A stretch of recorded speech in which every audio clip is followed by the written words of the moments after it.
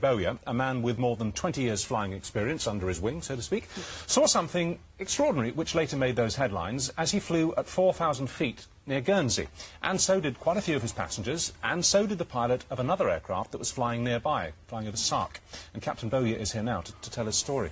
Thank you for coming in, and thank you for speaking out, because I know from private conversations I've had over the years with the commercial pilots, sometimes when I'm up in the cockpit with them, they do see things, and they tend not to report them because they don't want to be laughed at or have their careers jeopardised. Exactly right, so why have you decided to speak out about this?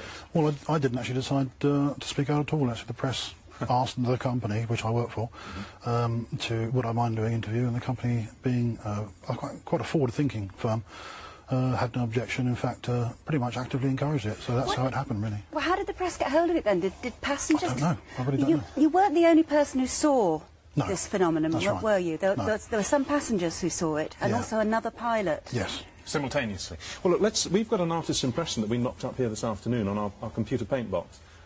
Is that kind of what you saw? Is that a reasonable... No. Oh, well, it's the best we did. Oh, be honest, yeah. Well, hold that picture. Well, you describe it to us. Well, it was a brilliant yellow object. The brightness you've got there, about two-thirds from left to right, it was a graphite grey section. If you want to call it a fuselage, we don't know yet what it was. We're looking into it. And how big was it? It's difficult to say once again, but I saw it from 50 miles away. So any object from 50 miles away must have been fairly enormous. What, about a mile long? It's possible, yeah. Did it move at all? It probably didn't move, but I had the great opportunity the other day from Jersey Air Traffic Control visiting their radar room, and some interesting traces, let's put it that way, from the radar indicate that there's a possibility that they did pick up from both Guernsey and Jersey radar traces, spurious traces they call, for around about 55 minutes. How long did you see it for? I saw it in total for 12 minutes. Can I show you a picture? This is, I'm sure you've seen this picture. It's of lenticular clouds, a very rare but known formation. This was taken some years ago. Could it have been something like that? Could it have been some very, very strangely formed cloud, do you think? No. Well, I think highly unlikely. I've seen lots of lenticularis in my time, but just doesn't look like a cloud. Well, you've seen a lot of clouds over the last I also had years. the opportunity of looking at these objects, there were two of them, through binoculars, 10 times magnification, and in my view, a very definite object inside controlled airspace, which shouldn't have been there. What happened? Did you simply lose contact with it? Did it disappear? Well, I was landing. It was a general flight from Southampton going to Alderney, and the only reason I lost sight of it was because I descended through a haze layer, which is fairly common in that area, and having descended through the haze layer, couldn't see it anymore. But it's almost certainly still there. Did the other pilot, who was flying over Sark, the island of Sark, did he report it in exactly the same terms? Yes, because it was sighted, or they were sighted inside controlled airspace. The pilot's under a legal obligation, and I suspect this is where the press stories come from. And he's filed a report exactly the same as I have.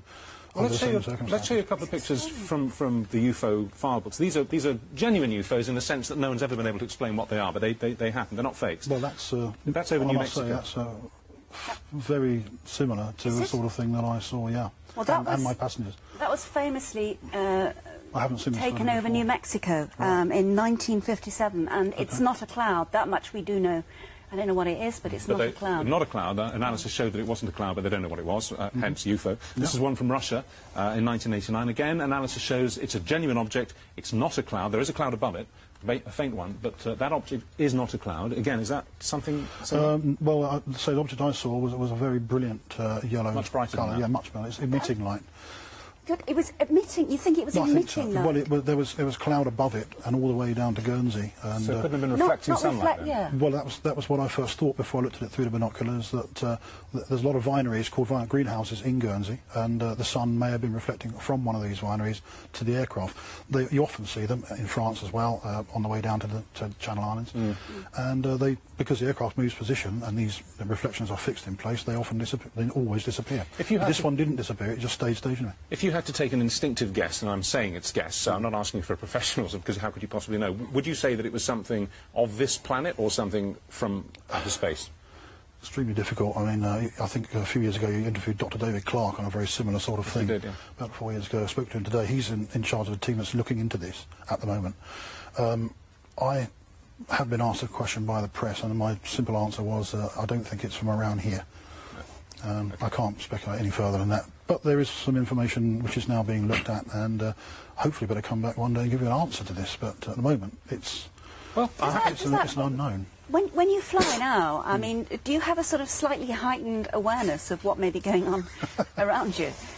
I think, yes, definitely. Yeah, it's not the first object I've seen personally, and I've spoken to a lot of other commercial pilots since this has happened, and they've said on the quiet, you know, come round the corner, I want to tell you about what I saw. Absolutely, that's... And I think what's going to happen now, this may have opened the can, and I think what all professional pilots out there ought to be looking at is actually reporting everything they see and actually getting it itemised and written into the CAA, and then perhaps we will find out. Well, I have to say, the unofficial first-hand accounts I've, as I say, had from professional pilots, many of them with as much experience as you have, and they're not putting me on, you know, are extraordinary. Some things that some guys have seen. Some see nothing in their entire career. We interviewed a British Airways pilot who also came out in the 1960s. He saw a silver disc, didn't he? He picked it up on his radar. It was picked up on ground radar over the Bay of Biscay. Pretty big, and it travelled at immense speed, way faster than the speed of sound, and disappeared under his right wing. And it was a round silver disc, you know, like they're supposed to be. Extraordinary. Well, this object looked like a CD disc on edge, if you like, but very sharp and extremely well defined. Well, thank you very much for coming in and describing it to us. That's fascinating. Thank you. Thank you. Welcome.